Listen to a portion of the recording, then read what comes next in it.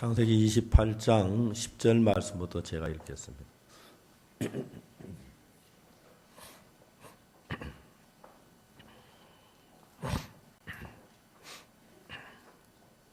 창세기 28장 찾으셨으면 10절부터 제가 읽겠습니다. 야곱이 브엘세바에서 떠나 하란으로 향하여 가더니 한 곳에 이르는 해가 진지라 거기서 유숙하려고 그 산 돌을 취하여 베게 하고 거기 누워 자더니 꿈에 본적 사닥다리가 땅 위에 섰는데 그 꼭대기가 하늘에 닿았고 또 본적 하나님의 사자가 그 위에 오르락 내리락 하고 또 본적 여호와께서 그 위에 서서 가라사대 나는 여호와니 너의 조부 아브라함의 하나님이요 이삭의 하나님이라. 너 누운 땅을 내가 내 자손에게 주리니 내 자손 땅에 티끌같이 되어서 동서남북에 편만할지며 땅의 모든 족속이 너와 내 자손이 나의 복을 얻으리라. 내가 너와 함께해서 내가 어디로 가니 너를 지키며 너를 이끌어 이 땅으로 돌아오게 할지라. 내가 네게 허락한 것을 다 이루기까지 너를 떠나지 아니하리라 하신지라. 야곱이 잠이 깨어 가로되 여호와께서 과연 저기 계시오늘 내가 알지 못하였도다. 이에 두려워하여 가로되 두렵도다 이것이여 다른 것이 아니라 이는 하나님의 전이요 이는 하늘의 문이로다 하고 야곱이 아침에 일찍 일어나 베게 하였던 돌을 가져 기둥으로 세우 그 위에 기름을 붓고 그곳 이름을 벳엘이라 하였더라. 이 성의 본 이름은 루스더라.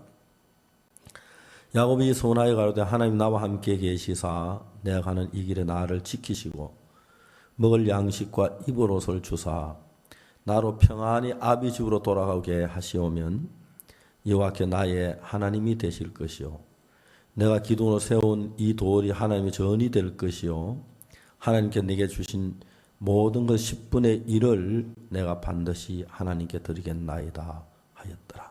거기까지 읽었습니다.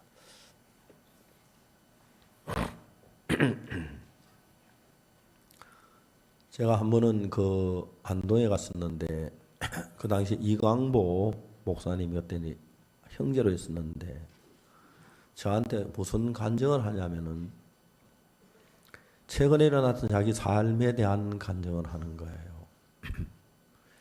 이광보 목사님은 농대를 졸업했는데 학교를 졸업하고 농협에 취직이 됐대요. 그래서 안동에 이제 발령을 받아러 갔는데 10월에 농협에 가니까 어떤 직분을 주냐 하면은 이제 그 농민들에게 마늘을 수매하라는 이제 그런 직분을 받았대요.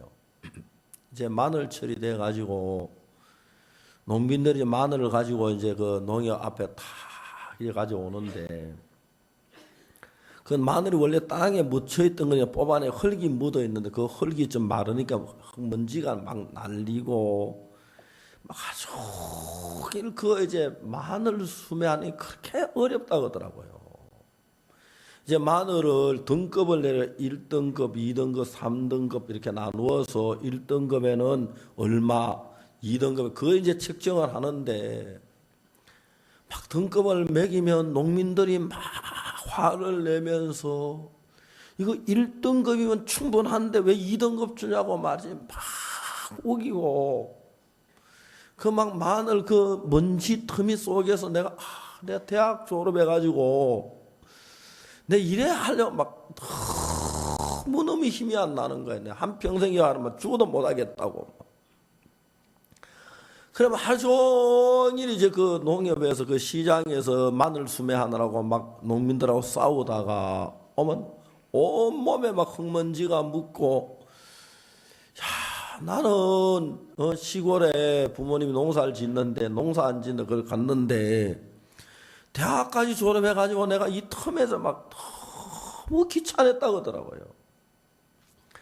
하루에도 몇 번씩 사표를 내고 싶고 하루에도 막 난 이건 정말 못해 먹겠다.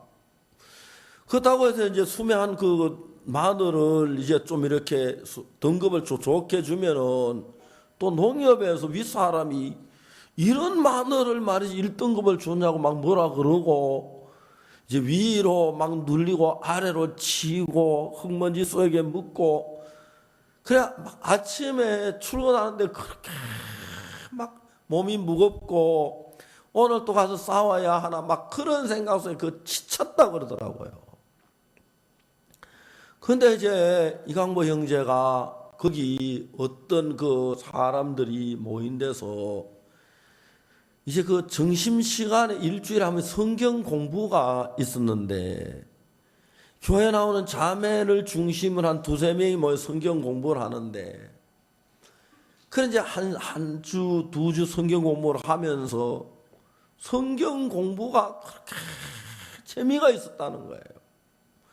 자기는 성경을 펴서 읽어봐 잘 못 깨달아지는데 성경 공부하려고 하면 하나님 막 깨우침을 주셔서 자기 하는 그 성경 공부 갖고 있는 사람들이 너무너무 좋아하고 자기도 막 그 성경 공부만 막 행복하고 성경 공부 마치고 이제 그 같이 식사하는 게 너무 즐겁고 그래서 일주일 내내 소망이 그 성경 공부하는 그 시간 한 시간이 막 기대어 막 빨리 그 가고 싶고 그 하루 종일 일어나도 마음은 성경 공부에 있고 막 그래 성경 공부하는 게 너무 행복했다고 이거 한번 형제가 이야기를 하더라고요. 그 성경 공부를 하더니 이제 성경 공부해가지고 한 사람 두 사람 구원받고 또 그러더니 이제 또 다음에 이제 그 생명이 일어나고 그러면서 이제 뭘 했냐면은 선교학교에 들어오게 된 거예요. 인도의 아쌈에 있는 김상근 선교사님이 저한테 이런 간증을 했어요. 김상근 선교사 옛날에 치과 의사였는데 자기는 치과가 그렇게 안 되더래요. 한 번은 자기가 막 어떤 사람이 막 그 앓는 이가 있어 그걸 뽑아야겠어서 근데 마취라고 이빨을 뽑았대요. 막 흔들흔들 앓는 이가 있어 뽑았는데 다 뽑고 의사님 나가다가 의사님 이거 이빨 또 하나 흔들리는데 보니까 흔들리는 이빨 안 뽑고 아성한 이빨을 뽑았어요. 그 사람이 막 아는 사람이 다행이지 안 그러면 막 소송당할 뻔했다고는 막 또 한 번은 이빨을 이제 만들어 가지고 이제 그 조사하느라고 그 실험하느라고 이빨을 넣어 끼웠다 이제 뽑았는데 그 환자가 이빨을 삼켜버렸어요. 그래가지고 그 환자가 이빨 삼키는데 막 고민하고 그랬는데 마침 이제 그 화장실에 가서 나온 걸 가지고 이제 씻어가지고 와서 그 환자 괜찮다고 해서 그걸 했는데 하여튼 이 김상근 선교사님이 치과 의사를 해가지고 완전히 망해서 치과의 문을 닫았다고 그러더라고요. 그래가지고 이제 막 치과 문을 닫고 자기는 막 근데 빚도 많이 지고 굉장히 어려웠다 하더라고요. 근데 한 번은 신문을 보니까 거제에 있는 그 어느 옥포 병원에서 치과 과장 구함하고 이렇게 왔더래요. 신문에 났더래요. 자기가 보니 그 이제 특전이 뭐냐면 아파트 제공한다고 해서 자기는 있을 집도 없는데 야 이거 하나님이 우리에게 주신 집이다 직장이다 싶어서 딱 원서를 냈대요. 병원장하고 이제 면담원의 병원장이 딱 보더니 출신 학교가 서울이 아닌 거예요. 전주니까 좀 시들하게 보고 그래 뭐 나중에 보자고 하고는 이제 다시 치과 과정 뽑는데 다시 신문에 광고를 내더래요. 근데 그 김상원 형제 하나님 내게 주신 직장이 될 거다 근데 그런데 아무도 안 노니까 그래 이제 치과 병원에 들어가게 됐어요. 원장하고 계약을 하는데 보통 2년 3년 계약을 하나 자기는 1년 계약을 하더래요. 그리고 1년 계약을 하는데 왜 1년 하냐 보니까 조금만 또 앞으로 더 하면 안 되냐고 해서 1년 계약을 했는데 그 치과에 탁 가서 이제 이거 이빨을 치료하고 하려고 하는데 마음에 어떤 마음이 드냐면은 내가 치과에서 환자들께 복음을 전하다가 밑보이면 여기 쫓겨날는지 몰라. 그러니까 내가 복음 이야기를 하지 말고 환자들 잘해가지고 그 병원의 수입을 많이 올리고 그래야 되겠다고 막 생각을 했대요. 근데 어느 날 마음속에서 네가 네 인간 방법 가지고 네가 잘 될 것 같은 생각되느냐? 하나님 의지 안 하고. 그래서 김상훈이 이제 마음을 다 바꿔왔다 하더라고요. 그래서 이제 치과 병원 입구에 대기실에다가 뭐 기쁜 소식지도 갖다 놓고 우리 잡지도 갖다 놓고 책도 갖다 놓고 전도지도 갖다 놓고 그래 이빨 갈면서 자주 보면서 성경 우리 잡지 보는 사람 누구냐고 그 사람 다 보면 아주 친절해가지고 입 벌리시어 했는데 이제 하면서 교회 나가십니까 하면서 저희도 막 복음을 쭉 전했대요.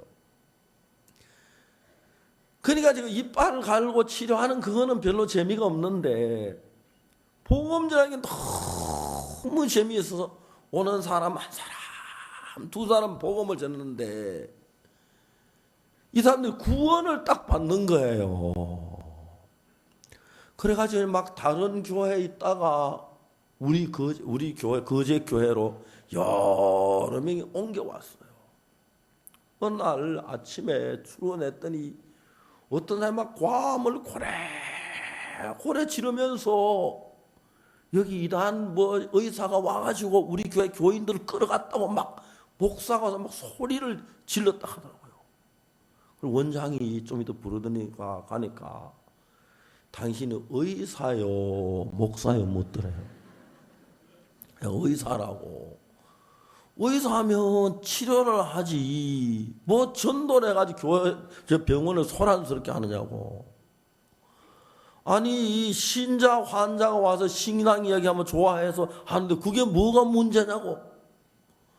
그 교회 목사가 와서 교회를 소란 자기가 설교를 못하니까 안 가는 설교만 잘하면 그쪽 교회를 안 가겠느냐고. 지가 못하니까 와서 교수한다고. 그러면 원장도 아무 말 그렇지만 앞으로는 치료만 하고 그거 하지 말라고.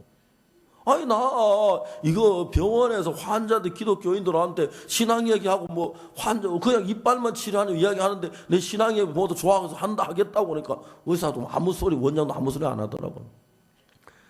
그래 이제 하나 둘 구원을 받는데 너무너무 감사한 거예요. 집에 가서 이제 저녁을 먹으면서 자매한테 간증을 했대. 야 오늘 그 형제 구원 받아서 막 너무 기뻐하고 막 간증을 쭉 한 거예요. 이제 김상훈이 막 마음에 충만해서 간증을 하는데 자매는 막 그때마다 화를 내는 거라요.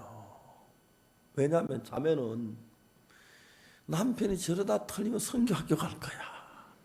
난 우리 남편은 선교학교가 싫어. 의사가 좋아. 그래서 월급 많이 받고 해서 주말에 쇼핑도 다니고 외식도 하고 막 그게 좋은데 하는 걸 보니까 털리면 선교학교 갈 것 같아가지고 하여튼 막 형제가 병원에 갔다 와서 이제 간증만 하면 막 안에 막 짜증을 내면 시끄럽다 하고 막 이제 막 그래 둘이 다투었다 하더라고요. 어느 날 둘째 딸이 얼굴이 딱딱하게 굳어오더래요. 그런데 치과 병원 옆에 이비인후과가 있어서 이비인후과 데려가니까 이비인후과 원장이 깜짝 놀라면서 얘가 여기에 얼굴인데 이거는 수술을 해야 하는데 얼굴 수술해야 하는데 여기로 신경이 4개나 지나가기 때문에 나는 못하고 부산에 가면은 이거 잘하는 의사가 있는데 소개를 해줄 테니까 이거 가지고 와서 부산 가서 빨리 수술 안 하면 애기 생명을 잃을 수 있겠다고. 그래서 이제 집에 와서 저녁을 먹으면서 이제 아내한테 그 이야기를 했대요. 얘가 얼굴에 여기 이게 굳어지는 이게 빨리 수술 안 하면은 생명을 잃을 수 있다고 하니까 막 자매 울면서 안 돼요. 우리 아이 얼굴에 수술 자국 남길 수 없어요. 막. 그럼 얘가 잃을 수 있다고 그러니까 안 해. 이거는 하나님이 하시는 건데 내가 당신 성경학교 가기 때문에 내가 막아서 그런 건데, 이건 하나님 뜻인데 내가 이제 굴복해서 성경학교 가라고 그러고 그 대신에 안 해도 하나님 도우신다고. 그래 이제 수술하러 안 간 거예요. 그래 밤에 자면서 아내 자고 두 딸 자고 이제 그 앞에 옆에 김상곤 형제 자는데 습관적으로 밤에 자면 자기 딸 그 볼을 만졌다 그러더라고요. 딱딱한 볼을 자기도 자꾸 뜯어 만졌는데 어느 날 밤인데 이제 밤에 자면 자기도 뭐 습관적으로 뜯어먹어 딸의 그 볼을 만졌는데 깜짝 놀란 것이 이 보리말이 부드러워진 거예요. 그 전에 얼마 전에 이민우과 원장을 저 과장을 만났는데 이민우 과장님이 그 왜 수술했느냐고 안 했다고. 그럼 큰일 난다고. 아 우리는 하나님 믿는데 하나님 제 아내가 선교학교 가는 걸 반대해서 그런데 이제 선교학교 가면 하나님 낫게 하실 거라고. 근데 병원에서 이제 우리 병원에 또라이 의사 하나 왔다고. 세상에 의사가 하나님 이야기하면서 수술할까 안 하는 그런 의사가 어디 있느냐고. 그래서 막 병원에 전체 그 이상한 의사 왔다고 소문이 난 거예요. 근데 이제 그날 만져보면 막 너무 밤에 자다 깜짝 놀래가지고 아내를 깨워가지고 막 만져보니까 이 얼굴이 그 딱딱 돌처럼 굳었던 얼굴이 막 너무 부드러워졌고 거의 정상이 된 거예요. 막 울면서 밤에 막 기뻐하고 그랬다고 하더라고요. 그 며칠 후에 애기 데리고 이민호가 원장을 딱 과정 보였더니 딱 보면서 이럴 수가 없는데 이건 기적이라고 말했지. 이건 진짜 하나님이 한 거라고 그러더라고요. 그래 그때부터는 그 대우병원에서 무슨 소문이 났냐면 우리 병원에 치과 과장이 믿는 하나님은 뭐 있다. 이제 그런 소문이 쫙 났다 하더라고요. 그 나중에 이제 원장님한테 사표를 냈다 하더라고요. 그럼 왜 사표를 내냐고. 난 선교학교에 간다고. 아니 뭐 치과 의사가 선교학교 강의하려고 하느냐고. 아니 강의 안 한 선교학교 그 학생으로 간다고. 막 치과 원장님이 그 진짜 과장한테 사정을 조금만 더 있다 가면 안 되겠냐고. 한 1년만 더 있다 가면 안 되겠냐고. 아 간다고 말씀. 저는 막 시들어서 곧 내쫓고 싶었는데 나중에 알고 보니 전에 의사가 했던 것보다 매월 수입을 이 김상훈이 배를 올렸다 하더라고요. 그러니까 원장이 막 그렇게 좋아했더라고요. 지금 이제 가서 복음의 일을 인도 아쌈에 전하는데 이번에 잠시 다녀왔는데 한국에 다녀갔는데 너무 감사한 거예요. 여러분 성경을 읽어보면 그리스도인들이라고 해서 어려움이 없는 게 아니고 문제가 없는 게 아니에요. 그런데 그리스도인들은 그 안에 예수님이 있어서 그 어려움을 당할 때에 그 어려움을 이겨낼 수 있는 소망의 길이 있는 거예요. 예를 들어 말하자면 탕자 이야기, 탕자가 돼지 우리에서 굶주려서 돼지 먹는 지엽 열매를 먹고 그렇게 이제 탕자가 살았어요. 막 춥고 배고프고 그런 어려운데 탕자의 마음에 뭐가 있느냐면은 내 몸이 지금 돼지 우리에 이렇게 비참한 가운데 있지만 내 아버지 집에는 양식이 풍성해. 거기 가면 나는 잘 먹을 수 있어. 배부를 수 있어. 그 소망이 있는 거예요.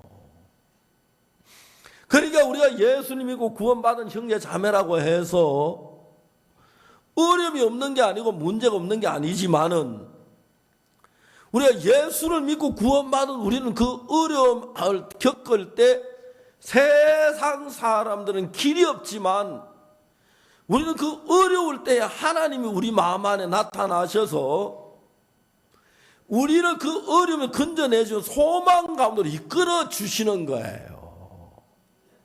그러니까 여러분은 어려운 게 왜 어려우냐면 어렵고 힘들고 고통스럽고 공고한데 소망이 없을 때 어려운 것이고 반대로 우리가 뭐 어려움을 당하고 고난을 당하고 많은 괴로움을 당할지라도 예수님께 대한 소망이 있는 사람은 결코 어려운 게 아니고 그 예수님 안에 있는 그 소망이 우리를 거기서 건져내서 너무 복된 자리로 옮겨준다는 거죠.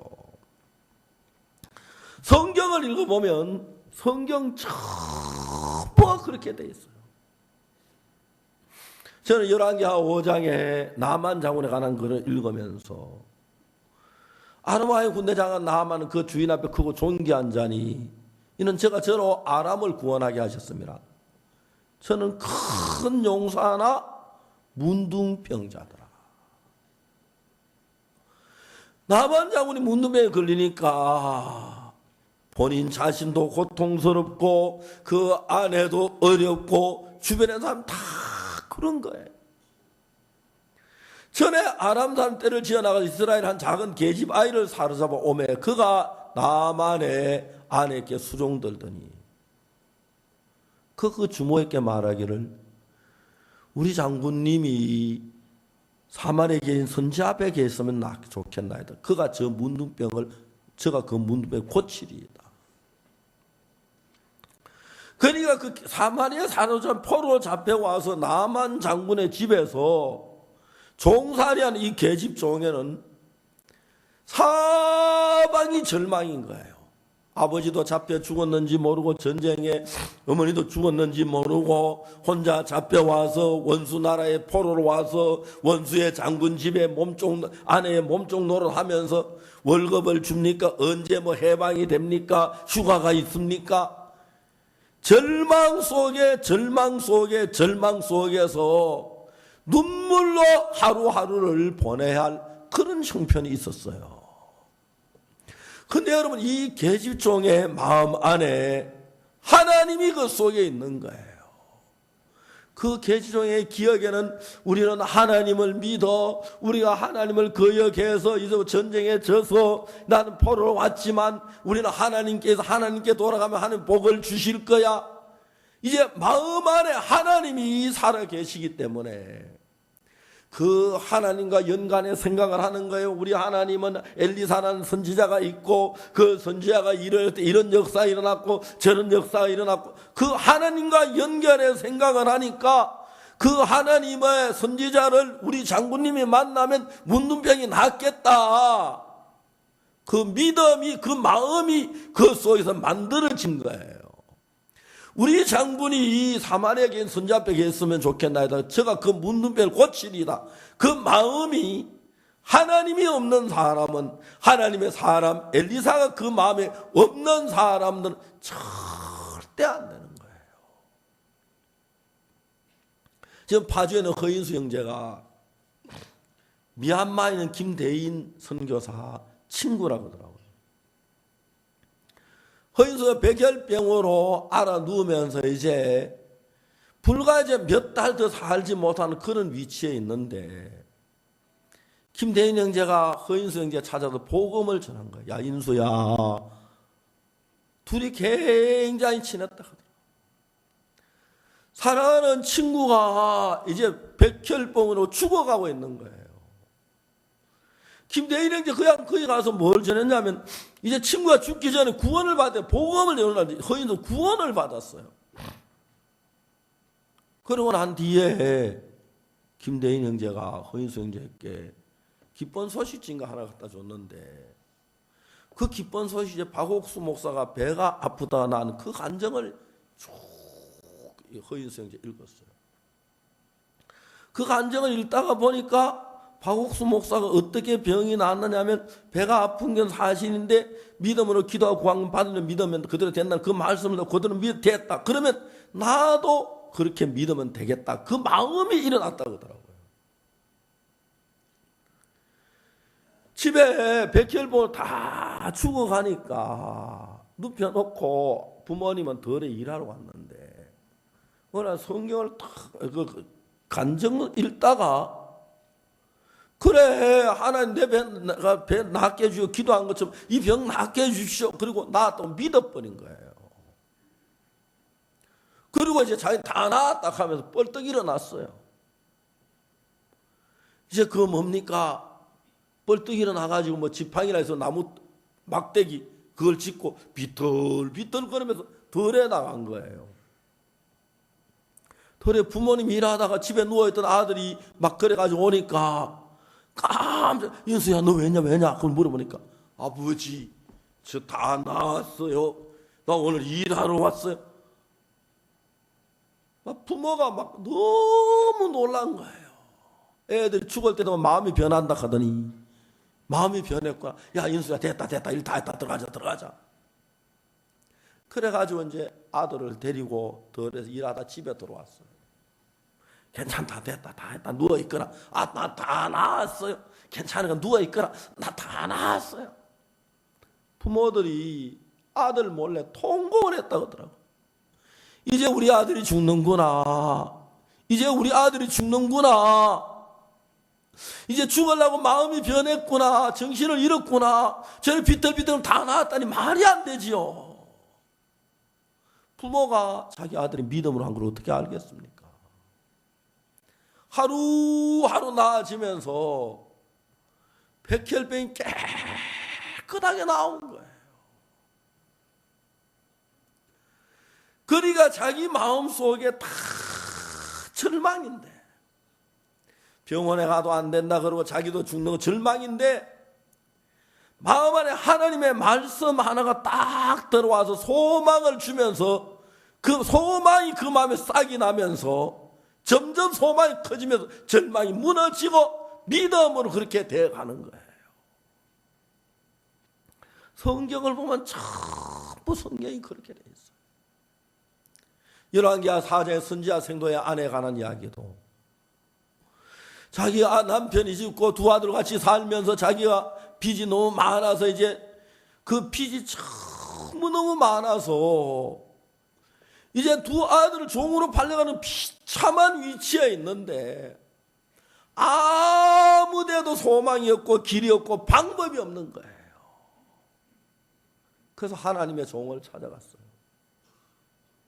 하늘 종 엘리사가 네 집에 무엇이 있느냐? 계집종의 집에 한 병의 기름 외에 아무것도 없나이다.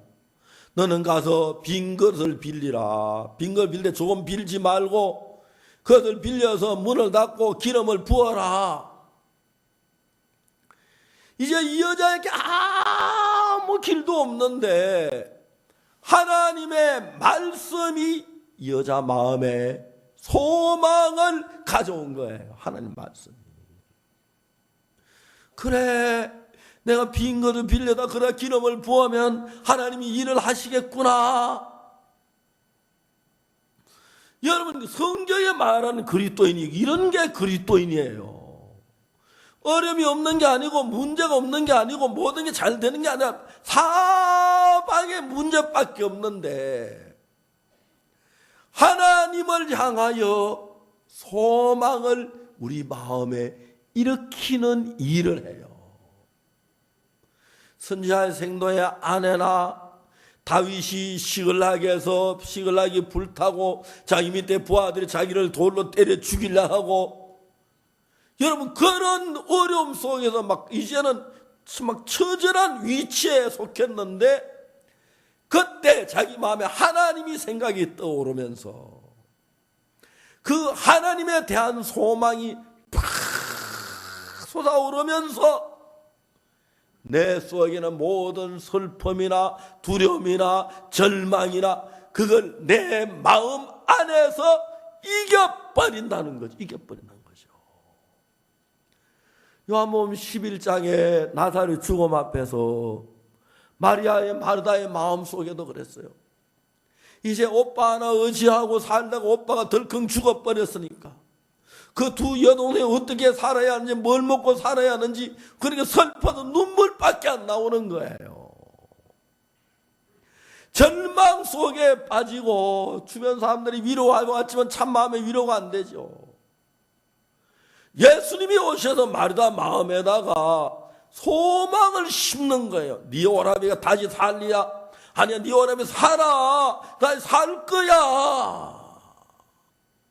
그러면서 마르다 마음속에 우리 오빠가 살겠다는 소망이 일어나면서 그 소망을 따라서 이제 그 소망을 따라서 그 마음에 나사로가 살아나고 그 막 장례집이 기쁨의 집으로 변하고 그런 놀라운 역사가 일어나는 걸 볼 때 얼마나 감사한지. 지금 이강보 형제가 선교하면서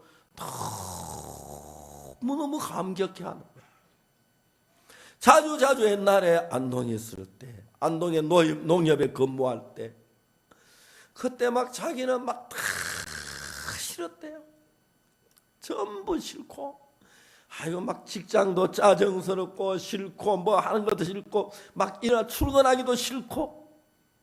그런데 성경 공부를 시작해 성경 공부를 그게 막 힘이 나고 소망이 나고 기쁘고.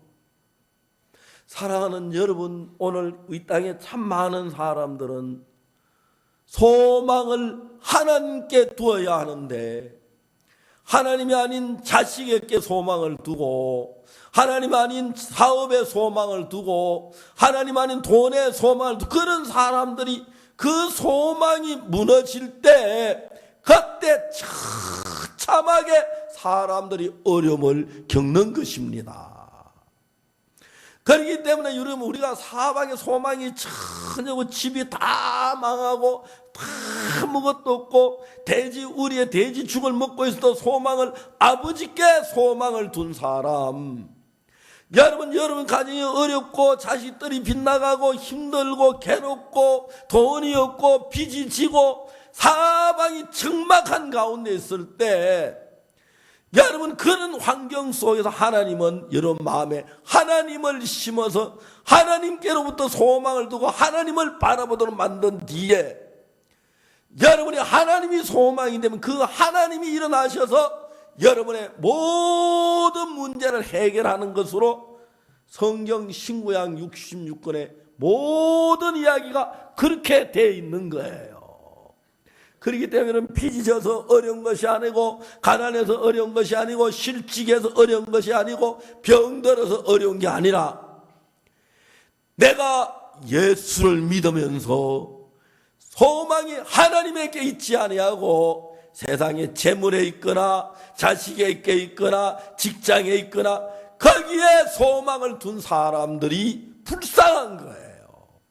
반대로 여러분이 막 어렵고 힘들고 고통스럽고 괴롭지만 여러분 그 괴로움 때문에 모든 세상의 소망이 다 무너지고 하나님으로 여러분의 소망을 삼는 사람들은 너무 복된 거예요. 아까도 좀 이야기를 했습니다만 제가 지난 5일날 우리 교회가 이 뒤에 산 사는 그 막대금에 다 돼가지고 이제 그 전부 다 경매하는 그거 다 넘기고 이제 등기 이전을 지금 기다리고 있는 거예요. 그래서 제가 이제 생각해 보면 하나님 너무 감사한 게 이번에 가을 대전도 집회를 했는데 잠실 실내체육관에서 가을 대전도 집회를 했어요. 근데 우리가 대전도 집회를 하기 위해 우리가 돈을 헌금을 작정하고 연보를 했는데 지금까지 우리가 했던 돈보다 훨씬 많은 물질을 형제자매들이 헌금을 해서 대전도 집회를 하고 남음이 있도록 하나님이 해주셨더라고요. 참 감사했어요. 그래서 제가 이제 아프리카를 다녀오면서 아프리카에 이제 그 차를 제가 아프리카의 그 선교사들이 막 어렵게 사는 걸 보고 그리고 우리 교회 안에서 의논해 보니까 봉고 스타렉스 차가 참 아프리카에 쓰기 좋은데 그 새 차 말고 한 1년 탄 거 한 2천만 원 주면 산다 그러더라고요. 그거 막 아프리카에 가면 제일 좋은 차거든요. 그래서 제가 교회에서 이야기를 했습니다. 우리 아프리카에 차를 한 대씩 보냅시다. 근데 어려운데 형제 자매 다 마음을 거기다 쏟는 거예요. 그 제일 처음에 우리 박문택 변호사님, 박문택 장로님 변호사 일을 하는데 어떤 사건이 딱 와서 그 이제 사업하는 형제 사업하다 이제 교도소에 가 있는데 그 부인이 이제 이 사람은 아직 구원 안 받은 사람이고 사업하다 근데 일본에 있는데 계속 방문대 장로에 전화해 가지고 제 남편 만나 달라고 만나고 가 보니까 큰 로펌 회사가 사건을 맡고 자기는 아무 할 일이 없어 가서 복음만 축 전했다 하더라고요. 그분이 구원을 받은 거예요. 그래서 이제 뭐 아미스가 치료하는 병원에 와 있는 동안에 제가 가봤는데 이분이 막 제 앞에서 그렇게 울더라고요. 며칠 전에 편지가 왔는데 교도소에서 내가 목사님 왜 그래 눈물이 나는지 난 모르겠다 그러면서 그분이 이제 차를 자기가 한 대 하고 싶다고 그래 이래저래 형제자매들이 내가 볼 때 뭐 돈이 많고 그래서가 아니라 다 어려운 분들인데도 물론 돈이 있긴 있으니까 하는 거지만 차를 개인적으로 내가 한 대 담당하겠다 그러면 여러 명이 있고 우리 형제자매들이 그 차에 대해서 마음을 써 여러 명이 그리고 아프리카에 차를 보낼 수 있도록 된 거예요. 지금도 차를 이제 사서 이제 저쪽에서 이제 보내곤 하는데 아프리카에 우리 선교사들이 스타렉서 좋은 차를 타고 다니면서 선교할 때만 생각하면 가슴이 뿌듯한 거예요. 그리고 우리 이제 칸타타가 시작된 거예요. 이번에 우리 칸타타는 우리 강남교회 배부된 칸타타 티켓이 8,000장이라고 하더라고요. 아유 그렇게 많이 배부됐냐. 근데 형제자매들이 그래서 그 형제자매 부담스럽지 않게 아유 목사님 하도 안 부담스러워합니다. 형제자매 막 기쁨으로 그 일을 하는데 너무 감사한 거예요. 우리가 여기 위에 있는 땅을 살려 양수원 땅을 살려고 오래전부터 기도하고 헌금을 작정을 했어요. 근데 마지막에 계약을 해야 할 단계가 됐는데 제가 48억까지 하자고 그러니까 그거 되겠는데 그러나 이제 마지막 만나서 계약을 해야 하는데 계약하려고 딱 써가지고 제가 아니 이런 복도방 컨설팅비도 있는데 우리가 서로 접촉했으니까 그런 비용도 안 나가니까 그 정도 깎는다고 48억 한다고 뭐 안 될 거 뭐냐 그렇게 하자고 그러니까 딱 안 돼. 그럼 안 되면 두라고 그랬어요. 그런데 우리 교회 장로님들이 인터넷 보니까 바로 옆에 땅이 났는데 경매에 났는데 37억짜리가 막 내 16억까지 내려왔다 하더라고요. 그러니까 이제 땅 평수는 적지만 활용도는 이쪽 땅이 훨씬 더 활용도가 좋은 거예요. 하나님이 계약 안 하게 해주셨다는 마음이 들고 그래서 그걸 우리가 그 인터넷 경매에 가서 낙찰 받았어요. 너무 하정장로 낙찰하고 너무 기뻐하고 그러고 난데 우리가 모여 기도했는데 그 물질이 다 마련돼서 그래서 내가 하나님 앞에 너무 감사한 게 우리 강남교회 형제자매들이 정말 대전도 집회하느라고 많은 물질 드리고 그 다음에 우리가 차 사서 보내느라고 그라시아서 합창단 하느라고 물질 드리고 그러니까 하나님이 너들 너무 수고한다. 48억 너 너무 많다. 내가 좀 대신 담당할게.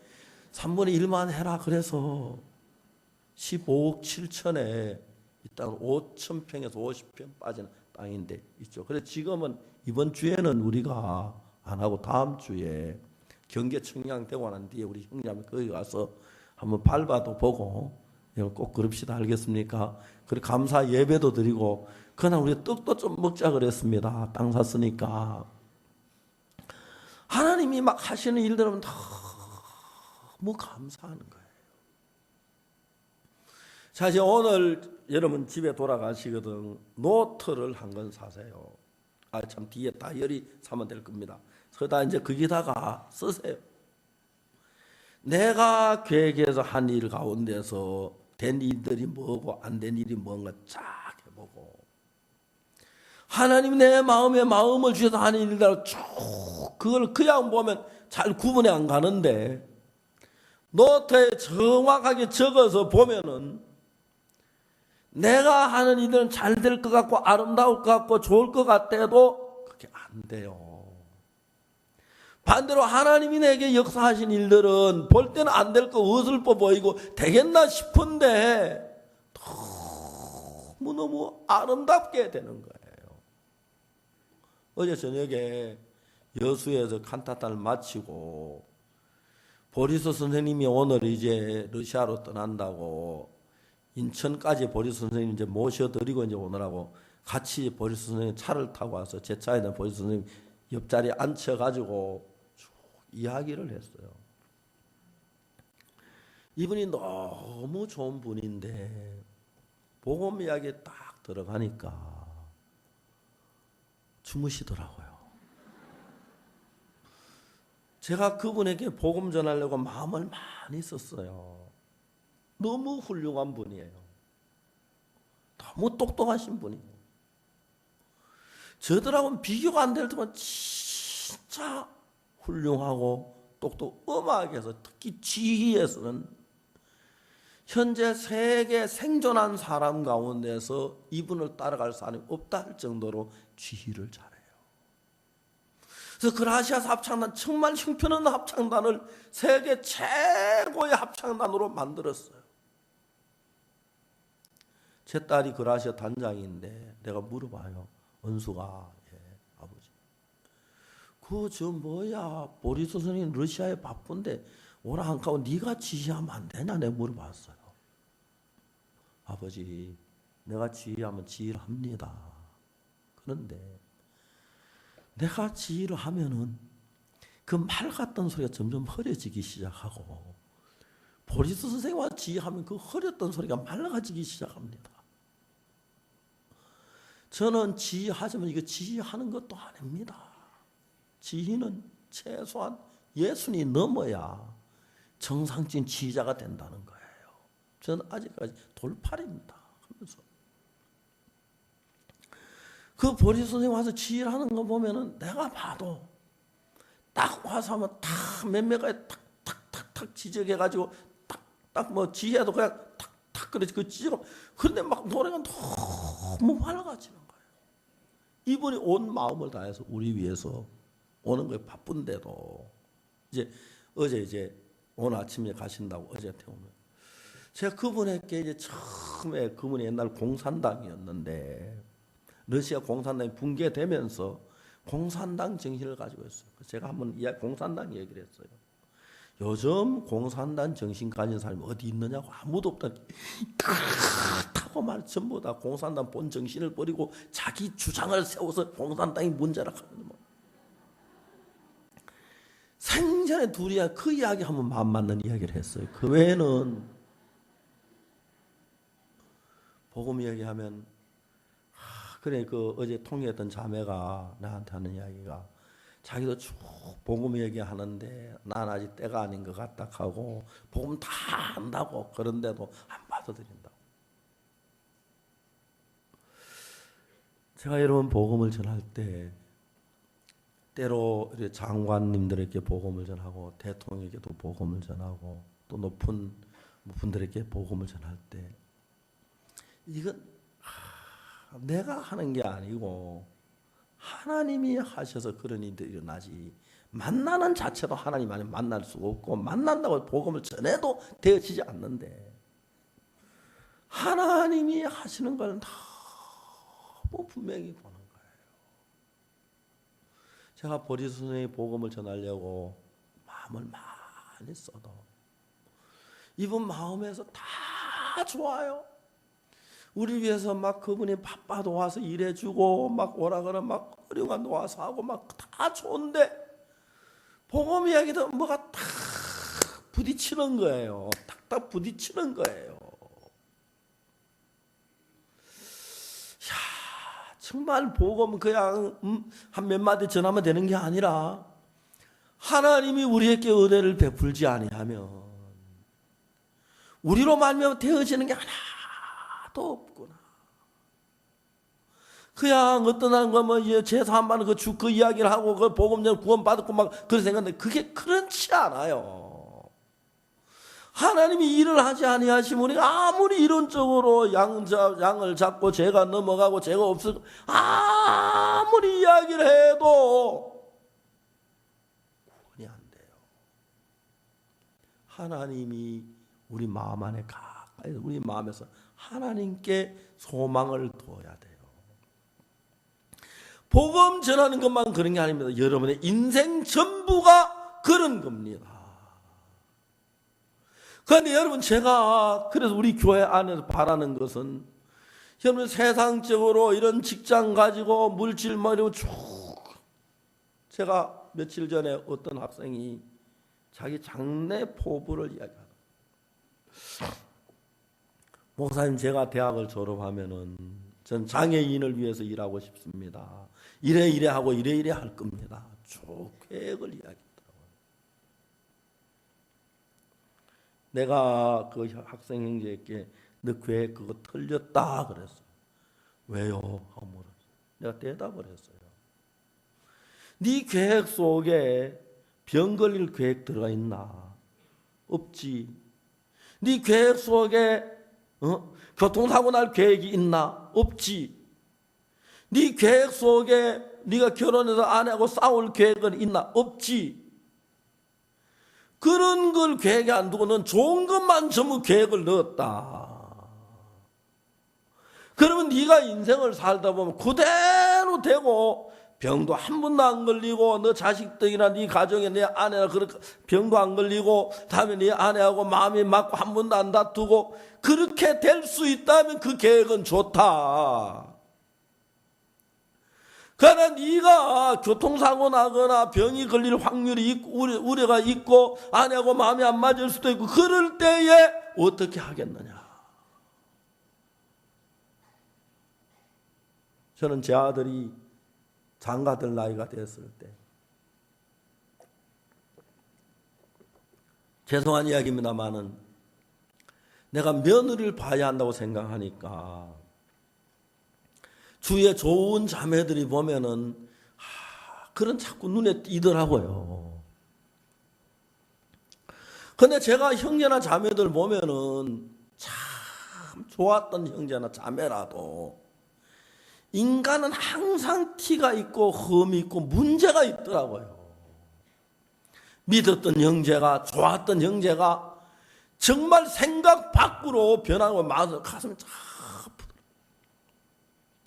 그 내가 며느리를 봤는데 참 좋게 생각했던 며느리가 어느 날 며느리에게 약점이나 잘못된 부분을 봤을 때 내 마음이 어떨까? 그러니까 이제 며느리 보는 게 두려운 마음이 생기는 거예요. 그래서 내가 주님 앞에 기도하는데 무슨 마음이 드느냐 하면은 주님 만일에 우리 며느리가 누구든지 간에 어떤 약점을 가져도 명확하게 주님이 우리 며느리를 정해 주었으면 나는 기쁘게 받고 싶습니다. 그렇게 마음을 정했어요. 그래서 그날 내가 주님 앞에 기도하기를, 하나님, 내가 며느리를 얻는데 내 의견을 0.1%라도 내가 썩지 않겠습니다. 하나님, 당신이 제 아들에게 좋은 아내를 주고 나에게 좋은 며느리를 허락해 주옵소서. 어느 날 제가 제 아내한테 조용히 이야기를 해서, 여보, 내가 하나님 내게 이런 마음을 주셨는데 하나님 나에게 어떤 마음을 주셨느냐 하면은 며느리 보는데 내 생각을 0.1%라도 썩지 말고 하나님이 정해주시는 그 사람을 며느리 보라고 했다. 당신도 우리 영국이 결혼 위해서 아내를 얻을 때 당신 생각 0.1%도 썩지 말자. 아내하고서 약속을 해. 아내도 그러겠다고, 좋다고. 다음에 이제 아들을 불렀어요. 야, 내가 너 결혼을 위해서 기도하며 생각하다 보니까 이런 마음이 들었는데 나는 네 철을 우리가 구하지 아니하고 내 아내, 우리 사람이 구하지 않고 너도 구하지 않고 하나님이 주시는 아내를, 며느리를 얻고 싶다. 그러니까 너도 네 기준 다 버리고 하나님 기도해서 하나님으로 말미암아 아내를 얻어라. 우리 이제 셋이서 그렇게 의논했어요. 그 다음에 우리 눈에 보이는 어떤 자매가 보이고 어떤 좋은 사람이 보여도 제가 눈을 감고 제 아내도 눈을 감고 제 아들도 눈을 감았습니다. 하나님이 어느 날 김성훈 목사가 제게 찾아왔어요. 목사님, 영국이 결혼해야 하지 않습니까? 그렇지. 정아가 영국에 결혼하면 좋겠습니다. 나는 김성훈 목사님 이야기를 하나님의 종의 말로 그대로 받았습니다. 하나님이 허락하시는구나. 그렇게 하세. 이제 우리 며느리 결혼해서 10년이 지났는데 11년째 되는데 하나님이 주셨다는 마음 너무너무 감사하는 거예요. 그래서 아브라함은 자기 며느리 얻을 때 보니까 저처럼 자기가 안 웃고 늙은 조물 보내 하나님이 정해놨다 가라 하시더라고요.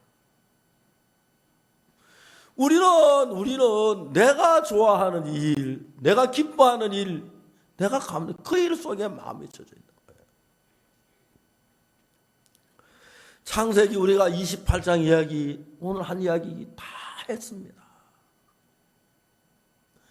참된 하나님의 사람들은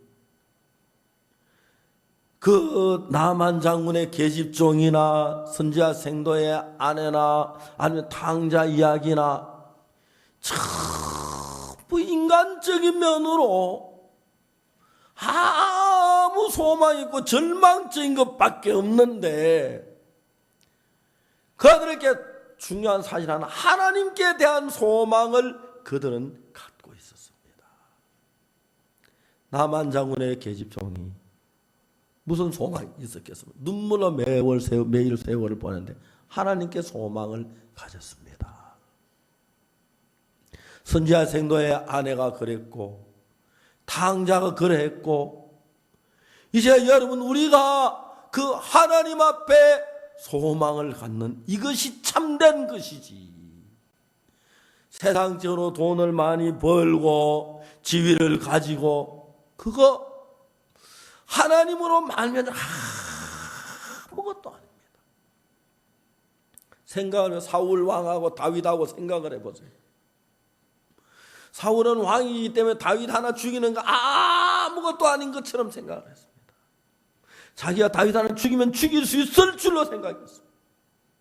다윗은 사울의 왕이 자기를 죽이는 죽임수 앞에 직전에 있는데도 인간적인데 기대를 두지 않고 소망을 하나님께 두니까 결국 사울이 죽지 다윗이 죽지 않더라는 것입니다. 우리가 인간적인 것 가능한 것 아무리 따라가도 그건 망할 수 있는 가능성이 얼마든지 있지만 소망을 하나님 앞에 뒀을 때 그때 우리가 정말 복을 받을 수 있고 은혜를 입을 수가 있는 것입니다. 창세기 28장에 야곱이 그랬습니다. 야곱이 형이 에서가 야곱을 죽이려는데 야곱이 피해서 이제 바다나라로 도망을 가다가 한 곳에 이르러 해가 졌습니다. 사람들이 해가 지면 이제 그 당시에는 말입니다. 벌판에 짐승들도 많고 위험한 일도 많으니까 어디 인가가 있어가 자기 실만한 데 사방을 둘러봐도 인가가 없는 거예요. 사람이 사는 집이 없는 거예요. 잠자리를 구하려고 했어요. 제가 한 번은 산에 올라갔어요. 산에 올라가서 무서운 생각이 들더라고요. 내가 산에 올라가도 왜 무섭지? 안 무서운데 근데 무서운 생각이 드는 거예요. 그래서 산에서 밤을 한번 지내보면 좋겠다는 생각이 들었어요. 그래서 이제 혼자 한번 좀 약간 혼자 외로울 것 같아서 형제들을 데리고 밤에 이제 산에 올라가서 셋이서 밤을 지냈어요.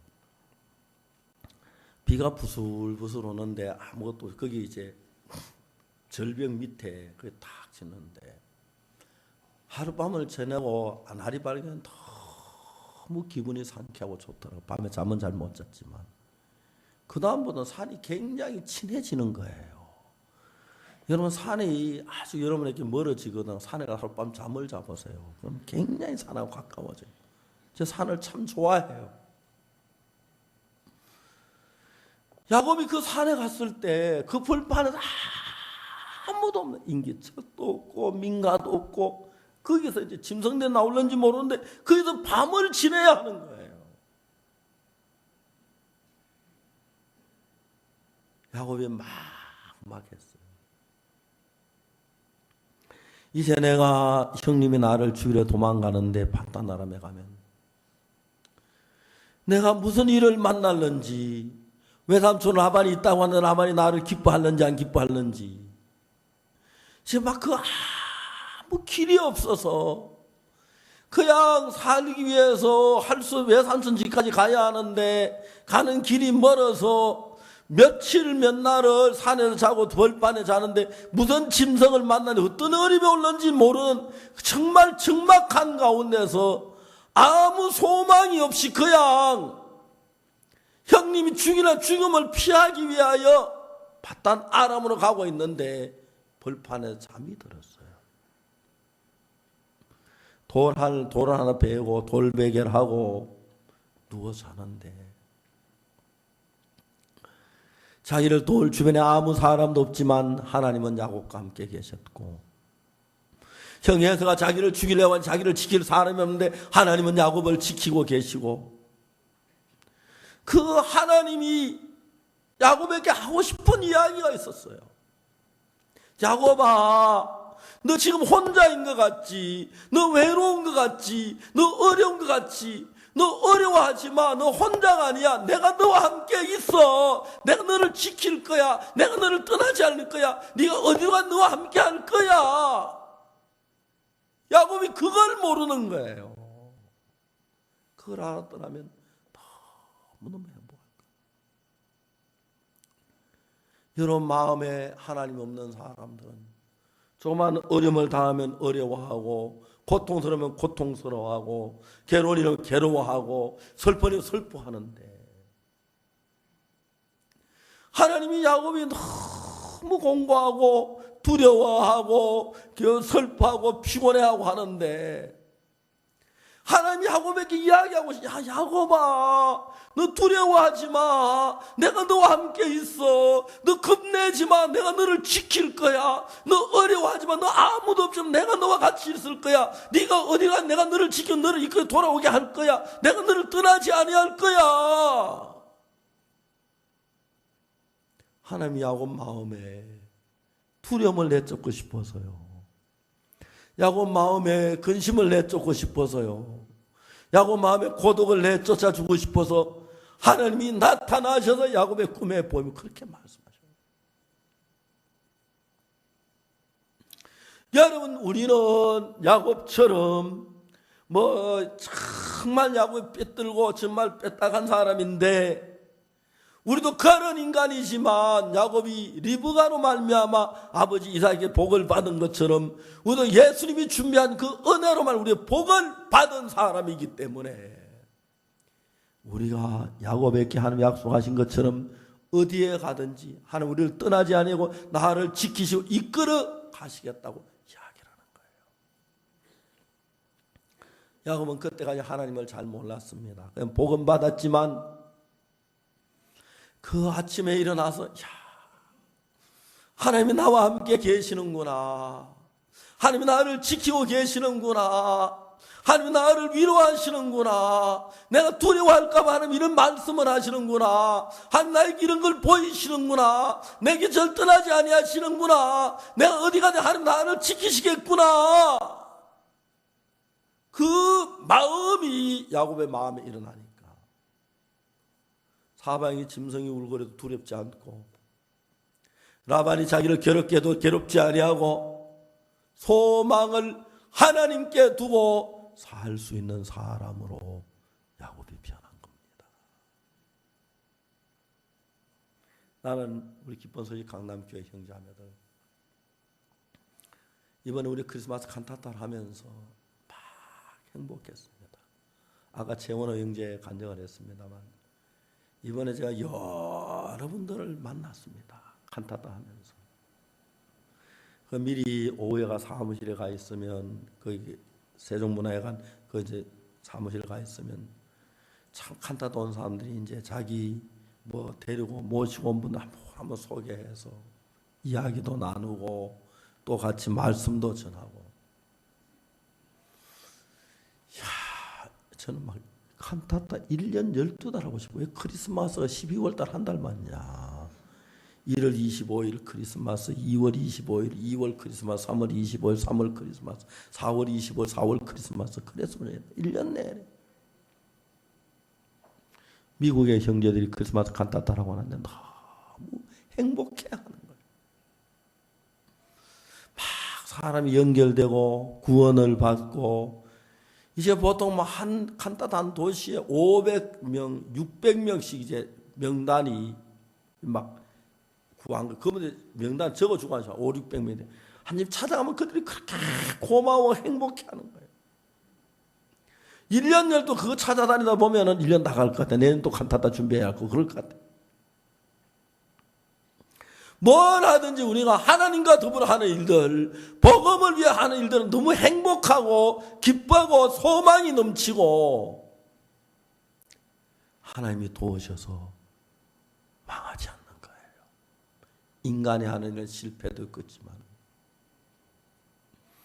저는 정말 오늘 아침 이 성경 말씀을 이야기하면서 우리 강남교회 형제자매 여러분들, 여러분 잘 보이는 소망, 사업 거기에다 소망을 많이 두지 마시고 자식에게도 소망을 두지 마시고 정말 내가 뭐 돈 집에 적으면 거기다 소망을 두지 마시고 여러분 뭐 은행에 뭐 몇 억 탁 저축해 놔도 하나님 앞에 불면 아무것도 아니에요. 그 아멘 해야 돼요. 그렇죠? 하나님이 중요하지. 또 그런 거 아무것도 없고 내가 남한 장군 집에 계집 쪽으로 팔려간다 할지라도 하나님 계시면 남한 장군이 계집 쪽으로 말하면 문둥병 나가에 와서 얼마나 좋아하겠습니까? 내가 항상 그 성경에 없지만 야, 너 오늘 우리 집에 양딸 해라. 이제부터 내 딸이다. 하나님이 그렇게 막 그 계집종에게 복을 주시고 그 가정을 복을 주시고 제가 늘 그 매일 성경 공부하고 사모님, 사모님이나 어머니라고 부르라니까. 예, 어머님 오늘은 11개와 5장 읽겠습니다. 생각만 해도 너무 행복한 거예요. 우리는 험한 것에 기대와 소망을 두고 살았습니다. 이제 우리가 그런 모든 소망 예수님께로 바꾸시기를 바랍니다. 여러분 세상에 사람이 두 가지 종류의 사람이 있습니다. 예수님을 마음에 모신 사람과 모시지 않는 사람 이렇게 둘로 나눕니다. 예수님의 마음에 없는 분들은 아무리 잘 돼도 망할 때 형편없이 급절하는 일이 나지만 예수님과 함께는 절대로 그런 일은 없습니다. 하나님이 함께 하셔서 우리를 지키시고 도우시고 이끄십니다.